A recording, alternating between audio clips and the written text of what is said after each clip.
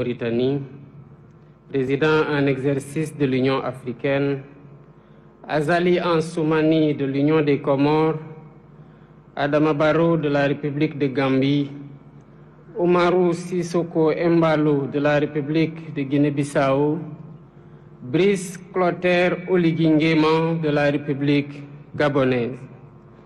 Mesdames, Messieurs les chefs de délégation, Monsieur le Premier ministre, Monsieur le Président de la Commission de la CEDEAO, Mesdames, Messieurs les ministres et secrétaires d'État, Mesdames, Messieurs les membres du corps diplomatique, autorités administratives et locales, Monsieur le Président et les membres du comité de commémoration du 80e anniversaire, Mesdames, Messieurs les descendants des familles de tirailleurs sénégalais, distingués invités, chers concitoyens, Mesdames et Messieurs.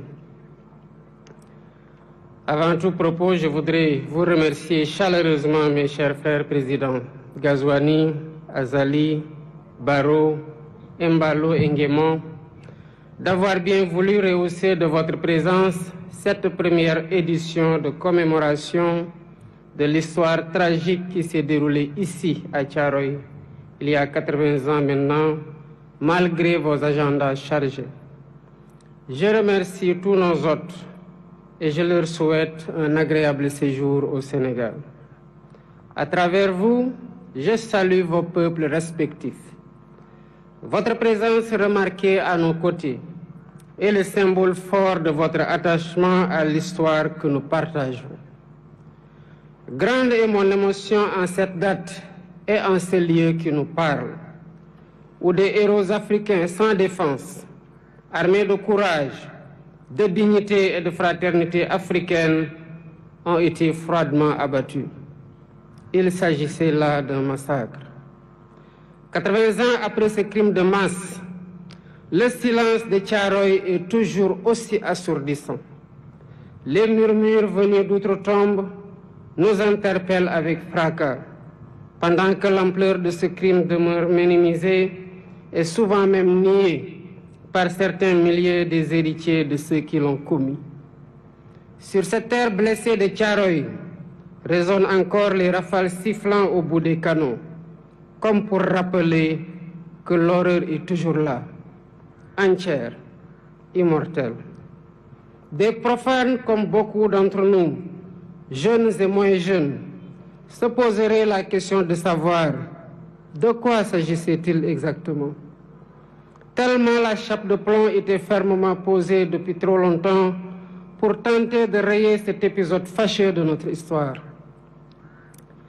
Il s'agissait d'Africains, en majorité arrachés à leur terroir contre leur gré, pour aller combattre au service de l'empire colonial français d'alors. Ils formaient le régiment des tirailleurs sénégalais. Ils venaient presque de tous les territoires coloniaux d'Afrique occidentale, équatoriale et de l'Est, devenus au moment des indépendances 17 pays.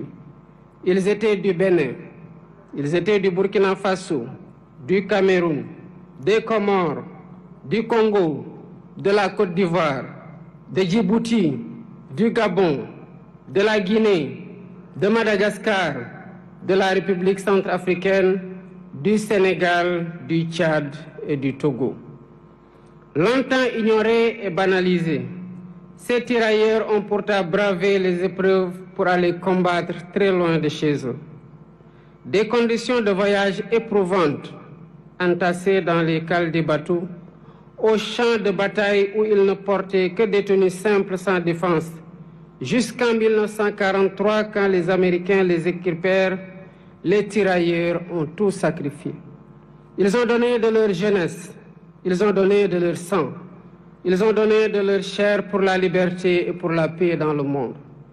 Excellences, Mesdames et Messieurs, malgré les pertes énormes sous les balles nazies, les faits d'armes du régiment des tirailleurs sénégalais sont incontestables et ont grandement contribué à la victoire des Alliés.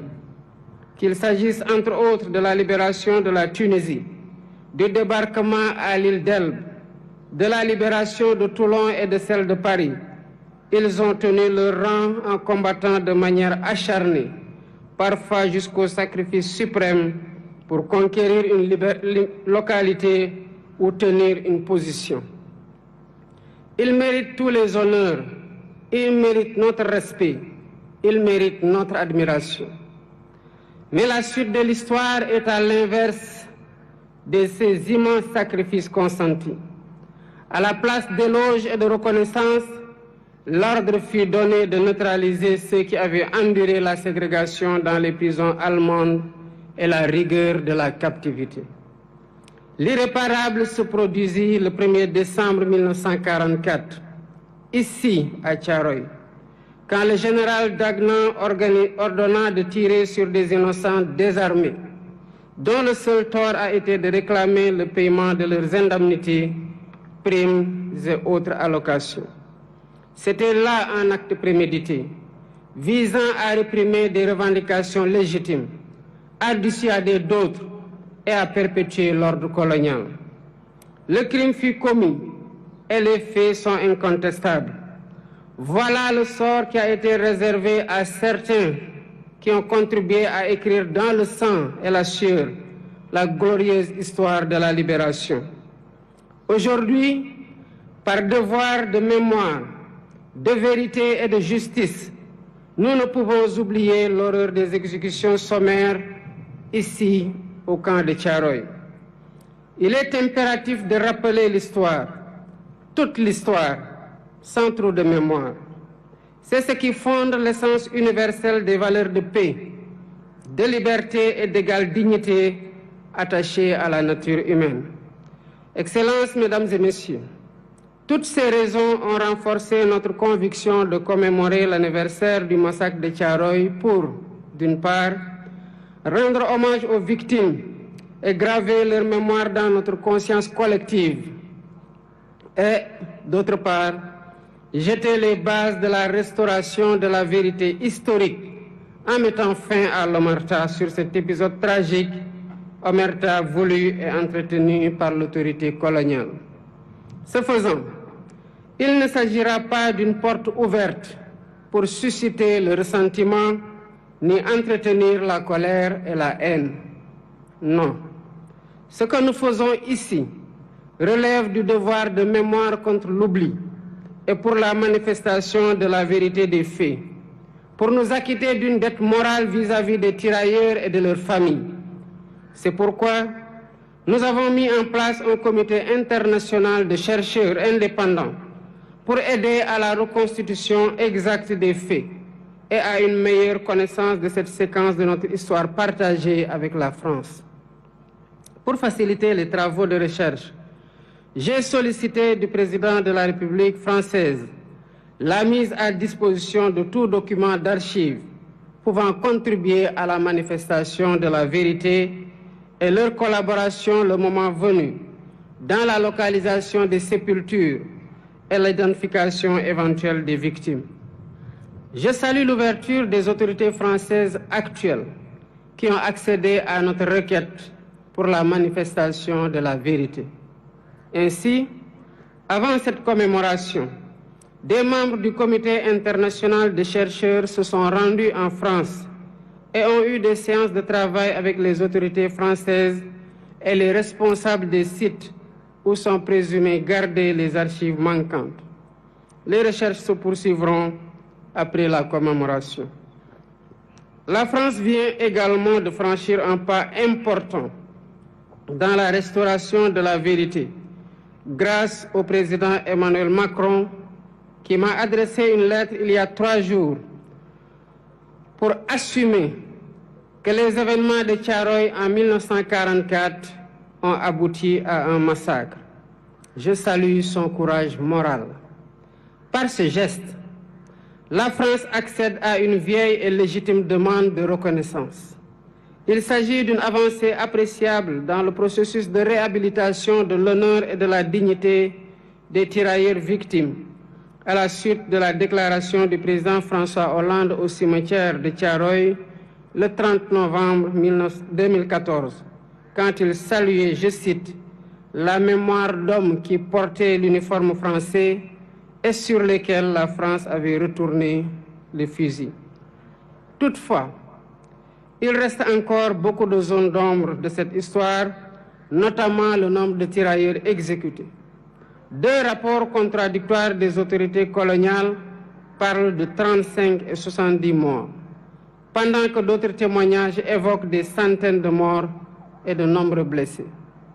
Les archives réclamées permettront, d'après les chercheurs, de savoir comment on en est véritablement arrivé à la tragédie de Thiaroye, d'avoir une lecture plus fidèle de l'état d'esprit des tirailleurs rapatriés, de leur nombre exact, de leur identité, de leurs origines, des lieux où ils sont enterrés, des épreuves endurées, des frustrations et humiliations subies, ainsi que du montant qui est dû à chacun. Ce travail est complexe.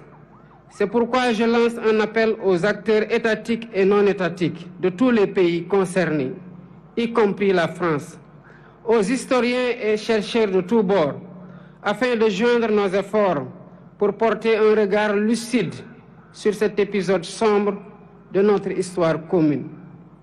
Excellences, Mesdames et Messieurs, identifier les victimes et situer les responsabilités est essentiel pour ouvrir la voie à une réconciliation sincère. C'est l'occasion pour moi de rendre un vibrant hommage à tous les Africains et non-Africains qui se sont toujours battus pour que l'histoire des tirailleurs et du massacre de Thiaroye soit préservée de l'oubli et de la falsification. Je pense aux précurseurs, aux hommes et femmes politiques. Je pense aux intellectuels, écrivains, poètes, cinéastes, artistes. Je pense aux bonnes volontés, personnes physiques et morales. Sans la synergie de tous ces efforts, le combat pour la justice et la vérité n'aurait pas prospéré. Mais cette vérité exige encore d'être pleinement révélée, transmise et reconnue. Nous devons encourager cette dynamique pour restaurer la mémoire et la dignité des tirailleurs sénégalais. Pour ma part, j'initierai plusieurs mesures de réappropriation de cette histoire commune avec 16 pays africains frères. Premièrement, un mémorial en l'honneur des tirailleurs sera érigé à Thiaroye pour servir de lieu de recueillement et de mémoire ouvert à toutes les nations dont ils étaient originaires, ainsi qu'au public. Deuxièmement, un centre de documentation et de recherche dédié aux tirailleurs sera érigé pour conserver la mémoire. Ce centre recueillera des archives, témoignages et récits, tout en soutenant la recherche et l'éducation autour de cette histoire partagée. Troisièmement, des rues et des places porteront le nom de cet événement tragique, de ces soldats, pour inscrire leur sacrifice dans notre quotidien et notre histoire collective. Quatrièmement, l'histoire de Thiaroye sera enseignée dans les curricula éducatifs. Ainsi, les générations futures grandiront avec une compréhension approfondie de cet épisode de notre passé. Cinquièmement, la journée du tirailleur est désormais fixée le 1er décembre de chaque année, jour de commémoration du massacre de Thiaroye. Excellences, Mesdames et Messieurs, l'histoire de la guerre et des répressions armées n'est jamais ordinaire. Elle est rarement racontée de façon intégrale. Ce fut le cas de la Seconde Guerre mondiale et surtout ses conséquences dans les colonies qui connurent des répressions innommables. Thiaroye 1944, Sétif et Guelma en Algérie en 1945, Hanoï et Haiphong au Vietnam en 1946, Madagascar en 1947, Douala au Cameroun ou Dimbokro en Côte d'Ivoire en 1948-1949 et bien d'autres lieux. Chacune de ces histoires vit en nous par l'exercice mémoriel, ce qui nous rend fiers et reconnaissants envers nos anciens combattants. Rendre hommage à ces tirailleurs n'est pas seulement pleurer nos martyrs, c'est porter leur combat et en faire un levier pour réinventer nos rapports avec nous-mêmes, avec notre histoire et avec les héritiers de ceux-là qui ont été les auteurs de la tragédie. c'est dire au monde que les tirailleurs sénégalais n'étaient pas des mercenaires, mais bien les défenseurs d'une dignité humaine universelle. C'est proclamer haut et fort que cette dignité, si longtemps bafouée, ne sera jamais, plus jamais sacrifiée sur l'autel du silence et de l'oubli. Le massacre de Thiaroye est une blessure, mais il est aussi une leçon qui nous enseigne que la fraternité, l'unité et le refus de l'oubli sont les armes les plus puissantes dont disposent les peuples libres pour écrire leur avenir.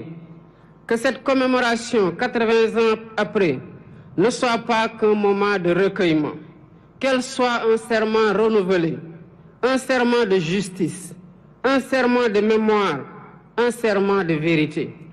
Pour que plus jamais Thiaroye et les événements similaires ne se répètent sous aucune forme, nulle part ailleurs dans le monde. Nous honorons aujourd'hui des héros, et en les honorant, nous nous rappelons que nous avons nous-mêmes un devoir, celui de leur être fidèles, fidèles à leurs valeurs, fidèles à leur combat et fidèles à leur vision d'un monde plus juste. Ensemble, pour la vérité historique restaurée du massacre de Thiaroye, pour la justice, la liberté et la dignité pleine et complète. Je vous remercie de votre aimable attention.